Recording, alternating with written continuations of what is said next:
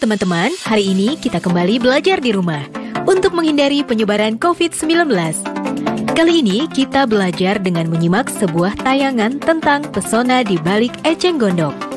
Teman-teman, tahukah kamu tanaman pengganggu dan dipandang sebelah mata dapat dibuat menjadi benda kerajinan yang bernilai tinggi?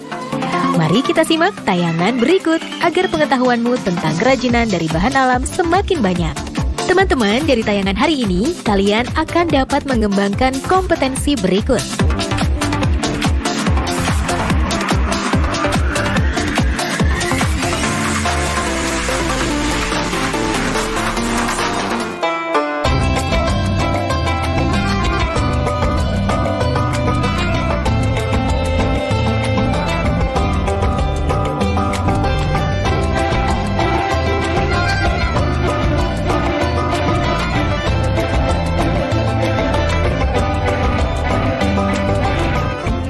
Sobat Blogger, udara di alam seperti ini memang sangat menyegarkan. Dan perjalanan kali ini, saya akan mengajak Sobat Blogger untuk menelusuri keindahan alam yang ada di sekitar sini, sekaligus melihat potensi ekonomi yang ada. Nah, Sobat Blogger, kali ini saya akan mengajak kamu semua untuk melihat lebih dekat lagi tentang produk-produk apa saja yang dibuat dari bahan eceng gondok. Penasaran kan? Tetap ikuti saya di Blogger Putih Abu-Abu, 1000 kreasi menggapai impian.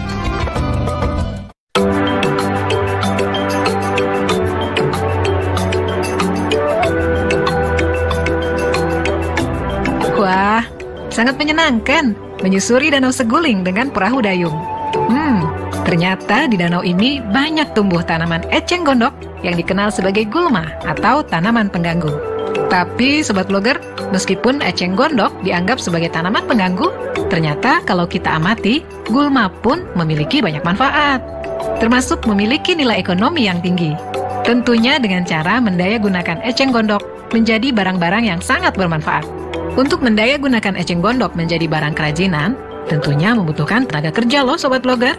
Tapi jangan heran, melibatkan warga sekitar sebagai tenaga kerja dari usaha kerajinan eceng gondok ini tentu satu terobosan yang sangat bagus Sobat Blogger. Lalu bagaimana ya cara mengelola warga sebagai tenaga kerja sehingga bisa menghasilkan satu bentuk kerajinan dari eceng gondok? Gulma yang membawa berkah. Nah, ini nih Sobat Blogger, salah satu pengrajin yang sedang asik mengambil tanaman eceng gondok.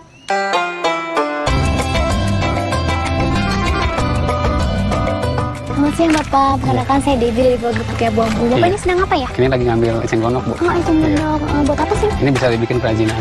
Kerajinan apa tuh? Kayak semacam tas gitu. Oh, bikin tas bisa Pak ya? Bisa.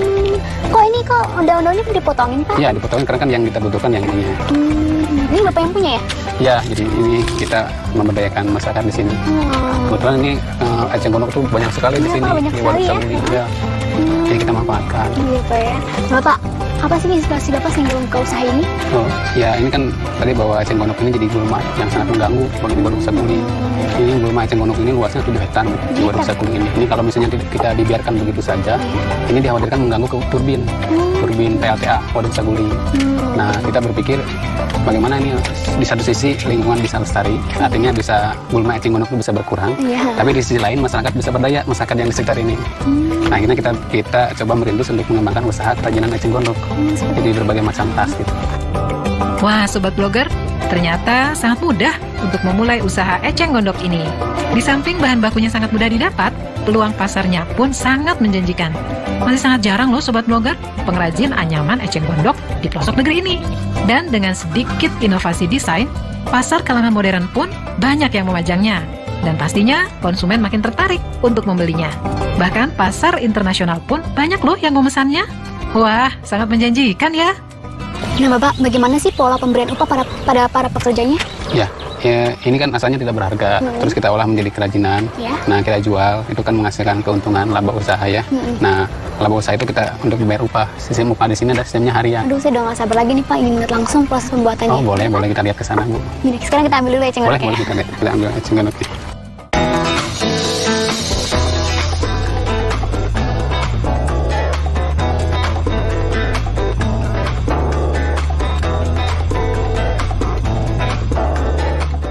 Nah, Sobat Blogger, bicara soal upah tenaga kerja. Ternyata, upah merupakan komponen atau faktor yang paling mendasar dari produktivitas tenaga kerja yang kita punya. Jika mengabaikan hal ini, maka akan fatal akibatnya. Kinerja tenaga kerja, produktivitas, kualitas, dan kuantitas produk pun menjadi turun karena tenaga kerja yang ada tidak pernah termotivasi untuk melakukan lebih banyak buat perusahaan atau pengusahanya. Meskipun uang bukan segalanya, tapi yang harus Sobat Blogger pahami bahwa dengan memberikan upah yang layak dan tepat waktu, itu sama saja dengan menghargai orang-orang yang bekerja untuk kita. Lihat saja produk-produk kerajinan anyaman eceng gondok Sobat Blogger. Lucu-lucu, unik, dan sangat menggugah hati untuk memilikinya. Nah teman-teman, sudah menyaksikan tayangan tadi ya? Sekarang saatnya kita menjawab pertanyaan ini. Upah adalah komponen yang paling mendasar dari produktivitas kerja. Jika upah pekerja diabaikan oleh pengusaha sebagai pelaku industri, apa dampak yang paling fatal dari hasil kerja?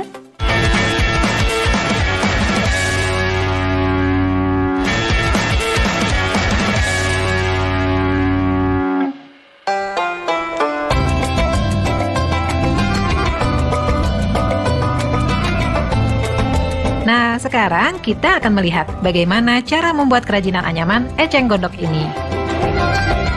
Ada tahapan yang harus kita lewati, menyiapkan alat-alat dan bahan bakunya. Bahan bakunya sudah pasti eceng gondok yang sudah kering. Sedangkan untuk peralatannya, yaitu papan, kayu, gergaji, martil, paku, bahan kain, alat penjepit, gunting, vernis, kuas, dan lem untuk perekat. Untuk bahan baku, eceng gondok bisa didapatkan dari danau yang banyak tumbuh liar. Caranya cukup dengan memotong batang eceng gondok dari bagian bawah batang, kemudian buang daunnya, hingga seperti ini. Sedangkan eceng gondok yang baik untuk dibuat anyaman biasanya memiliki tinggi minimal 30 cm, serta berukuran besar dan agak tua. Akhirnya sampai juga. Dan tahap awal yang harus dilakukan sebelum melakukan pembuatan anyaman adalah melakukan penjemuran batang eceng gondok. Eceng gondok dijemur di bawah sinar matahari secara langsung, dan jangan lupa alasi bagian bawahnya menggunakan alas plastik agar mudah dikumpulkan setelah kering nanti. Sobat Blogger, ini adalah proses penjemuran eceng gondok. Proses penjemuran sendiri biasanya berlangsung selama 2-3 hari agar batang eceng gondok benar-benar kering dan mudah untuk dianyam. Sobat Blogger, pada saat penjemuran, sebaiknya batang eceng gondok dibalik posisinya agar kering merata serta hindari batang eceng gondok terkena air ataupun terkena hujan agar batang eceng gondok kering bersih, tidak bercak terkena jamur.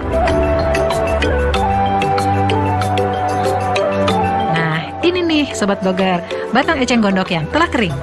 Kita kumpulkan dan proses penganyaman pun siap untuk dilakukan.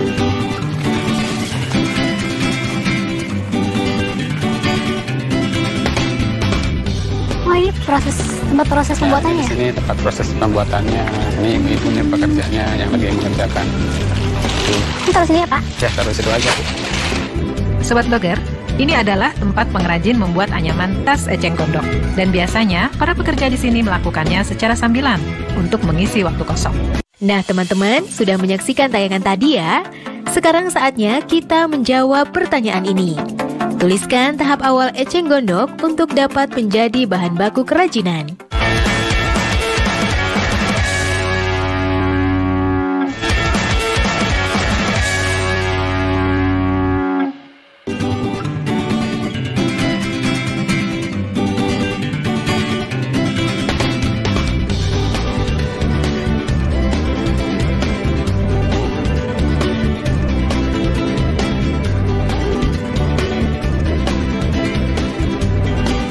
Sobat Blogger, sudah dijelaskan tadi bahwa pemberian upah yang adil dan kompetitifnya akan berakibat pada peningkatan pemasaran produk. Karena pemasaran berhubungan langsung dengan kualitas dan kuantitas produk yang mampu dipenuhi dalam satu periode pengerjaan.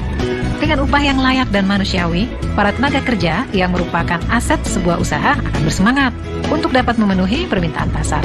Dengan begitu akan timbul hubungan yang saling menguntungkan antara pekerja dan pengrajin, khususnya pengrajin anyaman eceng gondok ini. Dan cara memasarkan anyaman-anyaman eceng gondok ini Meskipun belum menjadi sebuah industri yang besar, sangat mudah loh Sobat Blogger. Misalnya dengan cara menjualkan pada para penjual barang-barang hasil kerajinan masyarakat yang saat ini. Ataupun memajangnya pada galeri seperti koperasi pemerintah yang banyak tersebar saat ini. Dengan catatan, asalkan produk yang kita hasilkan berkualitas, pembeli pun akan gampang menerimanya. Sobat Blogger, perhitungan keuntungan dari satu produk anyaman eceng gondok pun tergantung dari tingkat kesulitan anyaman saat menyelesaikan produk itu. Makin sulit dan unik produk anyaman yang dibuat, maka akan semakin mahal harganya. Dan juga berbanding lurus dengan lamanya pengerjaan itu.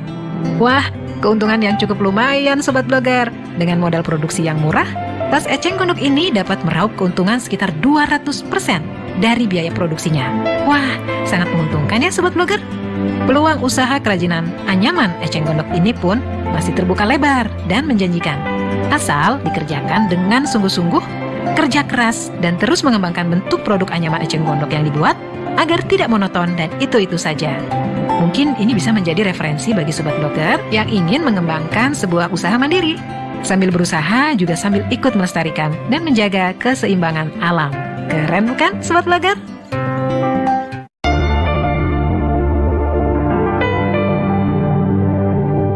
Melihat peluang usaha dari alam sekitar merupakan satu kegiatan yang akan menjaga kelestarian dan keseimbangan alam itu sendiri. Seperti kerajinan anyaman eceng gondok ini yang mampu memberikan kehidupan bagi banyak warga yang tinggal di seputar danau. Pemberian upah yang layak bagi pekerjanya ternyata mampu memberikan tambahan ekonomi yang cukup berarti bagi keluarga mereka. Dengan begitu, usaha kerajinan anyaman eceng gondok ini akan terus bertahan karena keberadaan upah pekerja yang membuat mereka harus tetap menjalankan usaha ini demi kesejahteraan yang mereka impikan.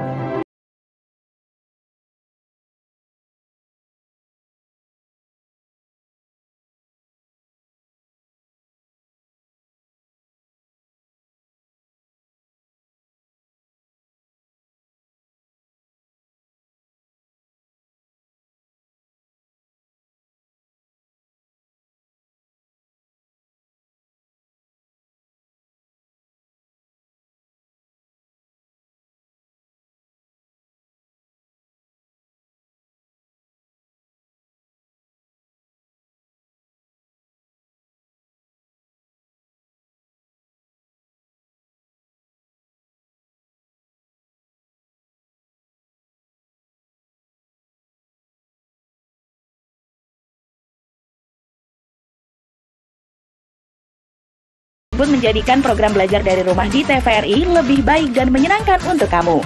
Ikuti survei evaluasi program belajar dari rumah di TVRI dengan membuka laman s.id/surveibdr. Untuk kamu yang berada di daerah 3T, terdepan, terluar, dan tertinggal, bisa mengikuti survei lewat SMS gratis dengan mengetik BDR, kirim ke 93456.